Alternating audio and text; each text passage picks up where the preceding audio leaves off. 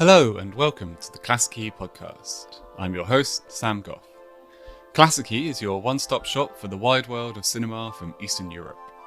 Subscribers gain access to our library of classic and contemporary films, as well as filmmaker interviews, video introductions, program notes, essays, watch lists, and more. You can sign up for a 7-day free trial today at klassiki.online. Today, I'll be speaking with Damian Kocur about his new film, Under the Volcano, which recently premiered in Toronto and is Poland's nomination for the Best International Feature Oscar. The film follows a Ukrainian family who are vacationing in Tenerife when the full-scale war breaks out back home, leaving them stranded on the island. Starring Roman Ludzki and Anastasia Karpenko as the parents and Sofia Berezovska as their precocious teen stepdaughter, the film confirms Damian's position as one of the most astute directors working in Poland today. Ahead of the film's screening at the London Film Festival, I sat down with Damian to discuss how he applied his idiosyncratic filmmaking techniques to this story of grief and dislocation, and how the war has affected both Ukrainian filmmakers and their neighbours across Eastern Europe. You can find Damian's brilliant feature debut, Bread and Salt, on Klassiki now, as well as an interview with him about the tragic true-life story that inspired that film. Links for both of those are in the show description. Damian, thanks so much for taking the time to talk to us. Thank you. Hi. So let's just start with a very basic question here about how you arrived at this story, how you arrived at this very particular way of telling a story about the Ukraine war. How did you end up in Tenerife?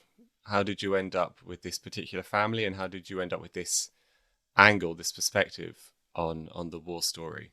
So the first, I just found an article in the German newspaper about Ukrainian family that was spending their vacation, I think, in Madagascar, and when the war started, so they couldn't go back. The flights were cancelled.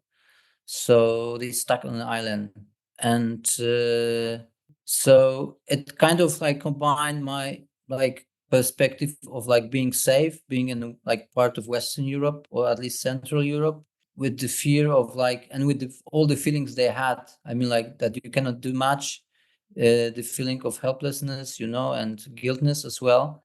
And so, and I chose the Tenerife because it's there is the biggest volcano in Europe, and I thought that could be very symbolic.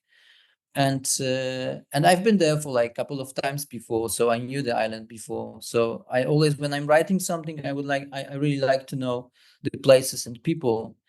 So it was exactly the same case in Bread and Salt, in my debut film. So yeah, so that was the starting point, kind of.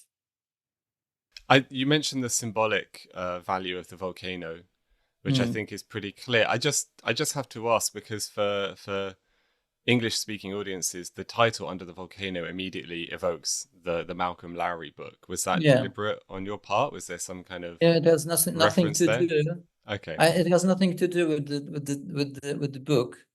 I read the book, but yeah, I thought like I knew that it's going to be like kind of there is even no link. There is no like nothing to do with the book.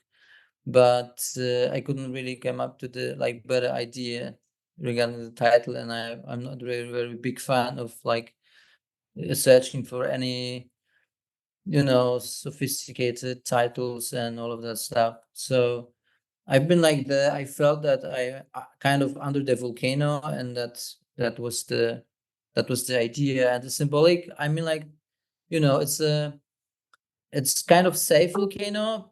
But I have to say that on the island, which is next to Tenerife, there was like a huge eruption like 2 years ago, and many buildings were destroyed. People had to leave the island. So you never know, it's and this is about that you never know when the volcano will like erupt, and you can feel still that there is kind of like kind of tension and danger, and people are saying that there was like this specific noise before the eruption that some people can hear even, I don't know if it's true. Maybe it's just an urban legend. I didn't even check it, but yeah. Right, yeah, it's that sense of a threat that is kind of becomes naturalized. It's like an ambient threat that you learn to live with, and it's But precisely we, that sense, right, of learning to live with with a danger means kind of yes, intentionally ignoring it, which has its own yes. consequences.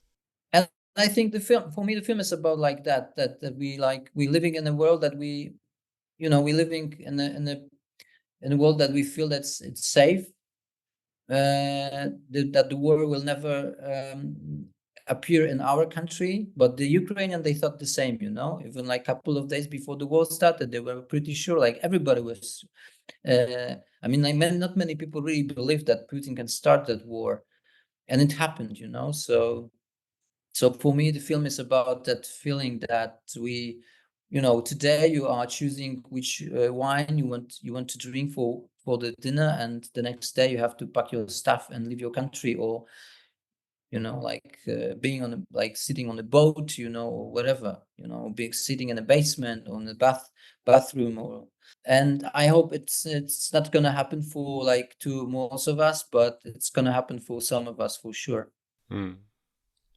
I know that you take a lot of care and you have a very particular approach to casting Mm. in your films. Something we spoke about when we spoke about your first film, Bread and Salt, where you were casting kind of uh, local people, non-professional actors who had kind of similar life experience to the characters. So could you tell us a bit about the casting process? I imagine it's not super easy working in Poland to go about Mm. casting Ukrainian Yeah. actors and drawing on life experience in the same way at the moment.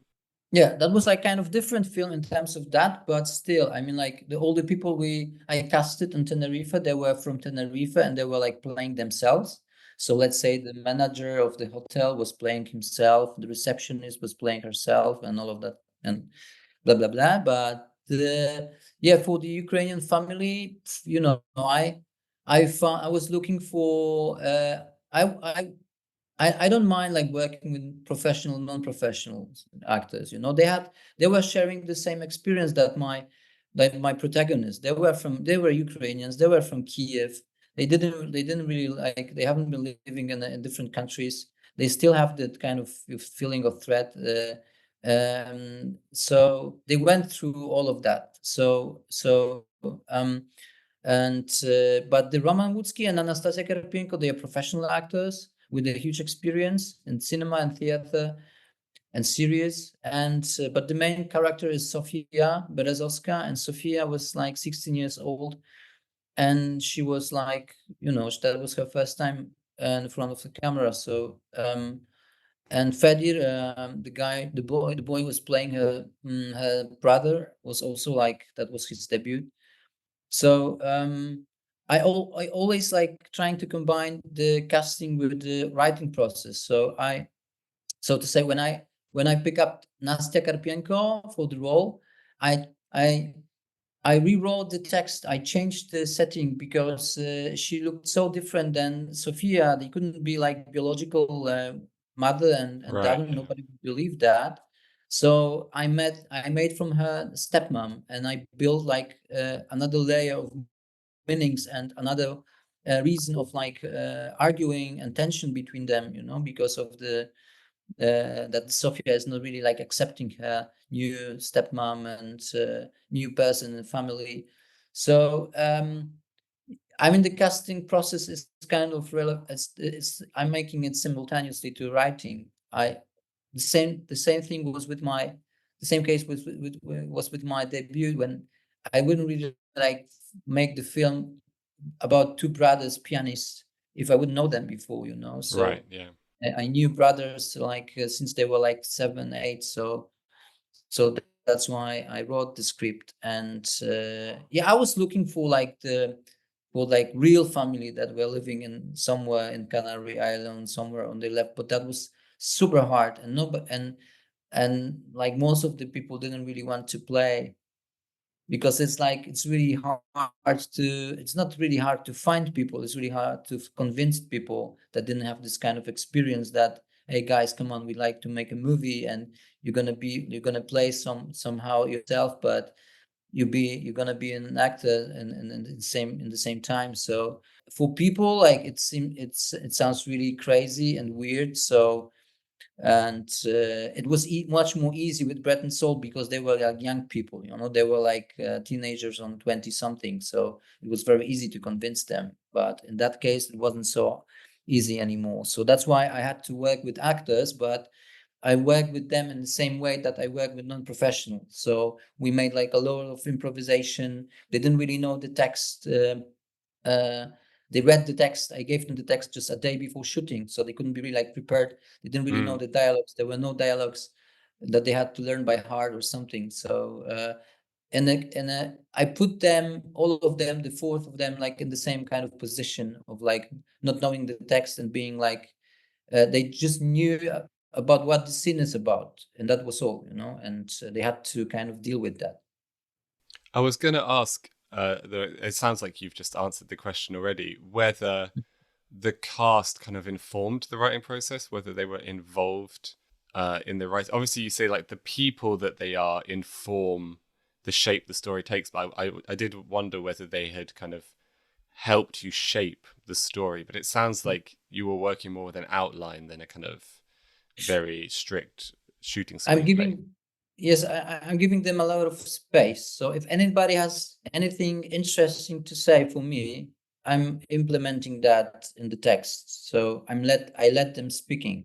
You know, my method is also I'm putting them like a small headphones in the ear, and I have them Right. like a small mic. And but I know that it's not like a super new method. Like not many people working that way, but I know like Albert Serra is working the Yeah, way, I was going and to mention Sarah. As soon as you mentioned the earpiece, he's the kind yeah, of yeah, and I'm famous working the case. same way. But Jean-Luc So Godard you're was working feeding them prompts during the scenes. Is that the idea? kind of, yeah, Right. but not in in all of these cases, you know. Sometimes not, but let's say like Sofia is asking Roman about his first love, then Roman is answering here like his real story, his first love, you know. And I'm not, you know, kind of, I'm not writing them their stories before. I'm letting them tell their stories.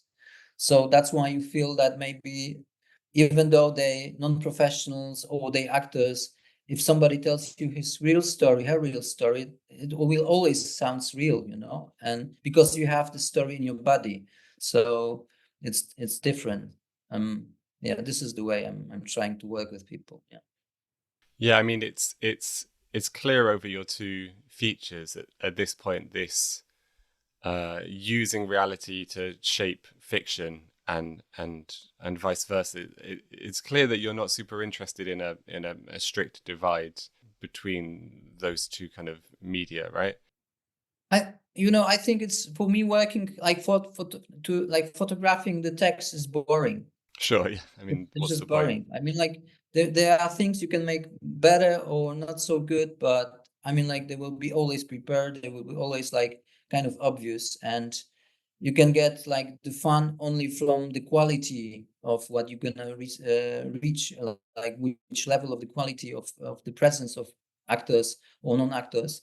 But in my case, I like to be in the moment that you will never know what's going to happen, who's going to say something is you know, and it's always interesting for me. So I don't want to get bored and like by filmmaking, because this is the only thing I can do in my life, like films. So being bored with that would be like a terrible thing, and a thing in my life. So I wouldn't say, I mean, like we've been shooting it with Nikita Kuzmenko, the Ukrainian DP, and he made the Pamphir before, and that was his Oh, great film. yeah. And but this completely different field than mine, and a completely Yeah, different definitely. method, you know. And so Nikita was kind of in a state of shock that we were, he was like, what the fuck are we doing? Are we making the documentary or what? And now then after kind of like some days, he really you know, got what we are actually doing. And he even had this feeling that, you know, he called me after like a couple of days, because he went to back to Barcelona, where he's living for like just a couple of days. and he told me like, man, I have real doubts about Sophia character and about her like acting skills. I don't really feel her. I mean, like, I think she's bad. And I was like, I was really, I don't know Ukrainian, but I just really realized that the truth is not like, it's not in the in information, in the words, it's in the gestures and presence and like kind of different small things that like the part of the human presence in front of the camera. So and I couldn't really like believe that. So but I couldn't be like also really sure, because I said like, okay, this is not my language, I don't really know Ukrainian still, you know. So but it came out that he was so into watching, like, I would say acting, normal acting, mainstream acting, that this kind of like not obvious acting presence was for him something new, and he couldn't really understand it. And also for the professional actors like Anastasia, she couldn't really understand. She was really asking for text, you know, and I told her like, there is no text, you just have to, you play yourself. I mean, you're just you, and I don't need anybody else. I don't need the figure you are trying to be in that film. Just be yourself, just answer the thing you will say, you will answer as you, uh, despite the camera is here. I mean, like, let's just let's work like that. She had to, and it clicked after like a couple of days, because the beginning was hard for her, but then she kind of trusted in that method, and it went really good Are after you that. shooting? How many cameras do you have rolling at a time? If you're shooting Mm. this kind of semi improvisatory method, how do you I cover the always, scenes? yeah, I always have at least two cameras. Okay, Yeah, running all the time, presumably. yeah, running all the time. Or I'm making takes, you know. I'm making takes, many takes sometimes. Sometimes it's one take, sometimes it's like 50 takes. But I always using two cameras because in my budget, and we made the Bread and Salt and Volcano in exact the same shooting period. I mean, there were only 20 shooting days. And Right. Volcano was much harder for me because there were like kids on the set. There were like a lot of locations, different language, different country. Everything was like different. You know, Bread and Salt was kind of easy in terms of that. I mean, like, because there was only one town, the one district, and we didn't really like move around. So it's the two cameras. They are always making the work faster. Like especially when you're working with non-professionals, but they couldn't like really, like most of them, they couldn't really like repeat the things in a way that you know, they couldn't really like work on the quality. They can just like repeat many times. Like Bresson used to make them Yeah. non-professionals like being just tired of like what they're saying. So that was his method to got the. I don't really know after like, you know, I watched some of Bresson movie last time, and I was like, that will be. I mean, like nowadays you don't really like consider it to be like the naturalistic way of acting, you know, in a Bresson movie, but that was his method. So everybody has different, I think, also to reach that certain level of realism, Mm. because that was my approach, that you can believe that this is the real family. And so especially for the kids, for the small boy, I was trying to have the camera on him all the time, you know, so he didn't really like play in the film. He was just himself, because the worst thing you can do is to let kids play, and most of them, they couldn't really like play. They couldn't be just themselves, and that's the most beautiful part of them in cinema, I think. Yeah, I think most people who've successfully directed children say the exact same thing, that you Mm, can't try and get them to act. You have to get them to yeah, just be. So you mentioned there the character of Sophia, the teenage daughter, yeah, played by Sofia Berezovska, and you said that she's kind of the central character, and I think that's right. You know, she's an important character because she's old enough to kind of grasp quite a lot of the situation, but not yet quite in that adult world to be able to react independently to it. And I yeah, think that's like a really important perspective. So Yeah, maybe just tell us a little more about the character of Sophia and how you kind of conceived her with the actor Sophia Berezovska. You know, I think I met her when I was doing the short film, as it was in Kiev. I met her accidentally. She was the sister of the main character, Lera Berezovska. She's an actress, and she was really good. We made like a very short scene with her, and she was amazing. And I was like, yeah, let's do Volcano with her. And she didn't really wanted to, like, she wasn't really happy with my proposal. Like, she was like more to, like, she was saying, I'm not really into acting. I want to study English literature or something. I don't want to play in films and movies. I'm not very into that, so I have to kind of make her want to play in that movie. So it wasn't very easy, but I was pretty sure, I was pretty convinced by her I would say acting skills, which she doesn't have, but this kind of like realness that she had that she has. And yeah, she had this kind of strong presence, not very obvious presence, that I thought like that would be that's definitely the way that I mean, like, this is the character I would like to tell the story, like, from her perspective. And because at the beginning I was more about to tell the story more from this mother's perspective, and then I changed it during the recce. And for me, I think because she is the representative of the Z generation, Z generation. So I was thinking, like, yeah, these are people that cannot, like, really, that they are not completely not responsible for what is happening around them in terms of climate changes, politics. They didn't even have the chance to vote. So, and they just like forced to living in that world, and completely dependent on our choices and our parents' choices as well. So I thought that could be interesting perspective. But yeah, I really enjoyed working with Sophia. She really, we didn't have it. We there was we made the film very quickly in 20 shooting days, because it was super easy to work with her. Sometimes we made only one take, and that was enough.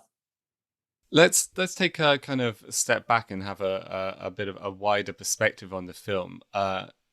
You're talking about working with these Ukrainian actors, Ukrainian cinematographer. Obviously, the subject matter is the war in Ukraine. I read in an interview that you said you wrote the film out of a sense of helplessness,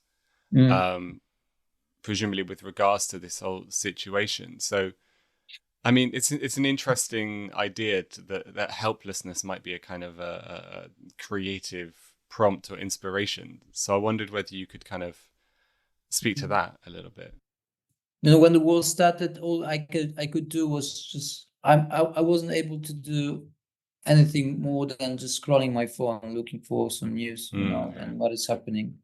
And I think that was most the experience from most of us, also like Polish people, because our cities changed overnight, because they start to be really crowded because of so many refugees from Ukraine, women with kids, all everywhere. The streets were packed with those people. There were like millions of people like coming to Poland, also mainly to Poland, I think. So and I couldn't do really much. And as a filmmaker, I thought, like, yeah, this is maybe the way that I can do anything, like making a movie about it. So that was the feeling of helplessness, that you cannot do like more, just like just watching. I was like working in this World Central Kitchen on the border, but I haven't been like brave enough to go there with my car and to take people and to drive them to cross the border. So I'm not brave enough to do that. And so I thought, like, maybe I should make a film about this, about this war and the first days of war. And but also, like, from European perspective, like being in a safe place, so to say. And I think my characters, they also feel like helplessness. What can they do? Especially the Roman, the guy, the father. They expecting from him to act, to be responsible. Right. Yeah. Everybody's saying about the responsibility, and how can you prove your bravery when you are on the island, when everything's like fine, and and you can also make like stupid things, like with this English, in the scene with the English tourists, that you can go for almost a fight with some people, random people on the street, just because you cannot, like, you want to prove yourself that you are, strong enough to fight or something, and then you cannot really, like, you stop thinking about your family that you have in your car. So yeah, I mean, like, that's why I think this, I use some, this film is told by Sophia's perspective, but the fragment, how should I say it in English now, the motif, from like this masculinity crisis and Roman perspective is also pretty important here.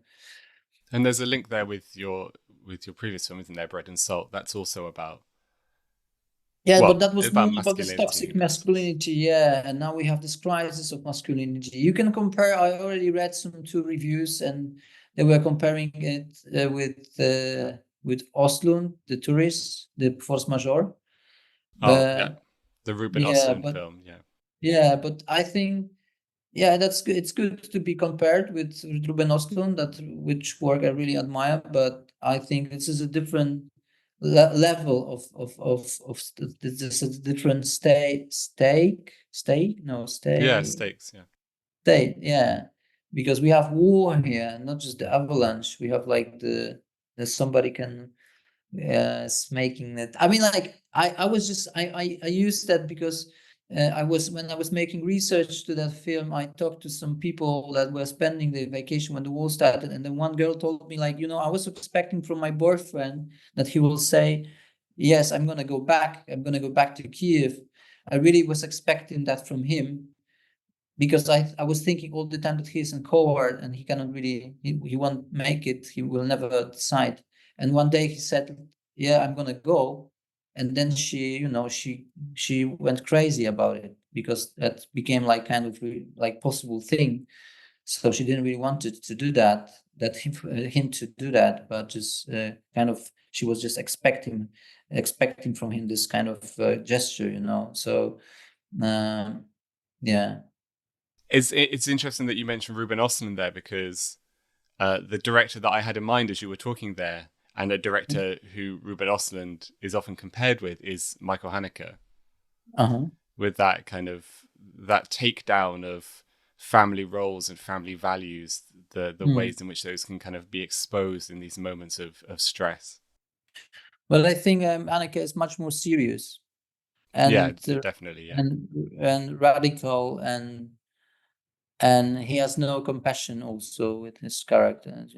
My film is different, but yeah, it's one of my master, I would say. I always, when I'm writing a script, I'm thinking about the cinema, I always think about, like, how he would do that. I mean, how Haneke will make it in a way that, sorry, it's my dog, he needs to be cuddled, and that's the time. He's showing so many, is like, important things without really showing them, uh, Yeah. and making them kind of between lines. So his cinema is very rigorous, like, kind of, he's always like stepping back and finding this kind of perspective from distance. And I just wanted to ask you, this is kind of leading on from what you were just saying there. This isn't really a question about your work per se, but I think it's really interesting for people to kind of get a sense of how, since the war has been going on, how much the kind of Polish and Ukrainian film worlds have been brought together. A lot of Ukrainian film workers, film artists are now kind of being helped or supported by Polish institutions. There's a lot of crossover, a lot of mutual support, and I know you've obviously worked with you're working with Ukrainian artists here. You've Mm. you've produced Ukrainian shorts with kind Yeah. of Ukrainian directors before. So could you just give people a sense of how this war has kind of inadvertently created this kind of international collaboration? I think it's for me. It's very important to tell stories which I think they are important from like the social political perspective also, and regardless if they are like in which language they're supposed to be told. And yeah, so I was working with Ukrainian filmmakers by Volcano, the sound designer, the DP, the technical crew, because for me, I felt that they really engaged in the project because it's like kind of their story, and I know that filmmakers from Ukraine, they're struggling now with like huge problems because of the financing, and the Policiada, the film I really admire. Philip Sotnichenko. Yeah, from Philip. It's a Ukrainian Amazing film. candidate. You can Yeah, watch it really on nice. Klassiki, listeners, if you want to. Get on Ah, Klassiki and watch Philip oh, Sotnichenko's La Palisiada yeah. after you've It's really listened to this episode. uh, uh, so yeah, but the film is like like done. It's made before the war started. So and in between nobody had the chance to make like a bigger movie because it's really hard now. I mean, like I think I really admire when somebody is like despite of all of this financial problems, they are still like they still love the cinema and they still trying to make the films. So um and yeah, I had a chance to make that film, and haven't been like making thought I haven't been thinking about if it's like Polish, Ukrainian. I just Mm. wanted to tell that the Polish internet is like it's so much, and the people are I think it's very painful that the part of my country is very supportive, and part of the society is really anti-Ukrainian and anti-immigrant, and so there is like a huge hate already before the Polish premiere, uh, um, huge hate against my film. The reviews are really bad from the people that didn't have a chance to watch my film. So yeah, but that's my country, and I have to deal with that. But I haven't been thinking about that by doing that film. But now I think Ida from Pawlikowski and Green Border from Agnieszka Holland, those films were dealing with the same kind of hate. Yeah. Um, Well, uh, the reviews from people who haven't seen the film are perhaps not the most important.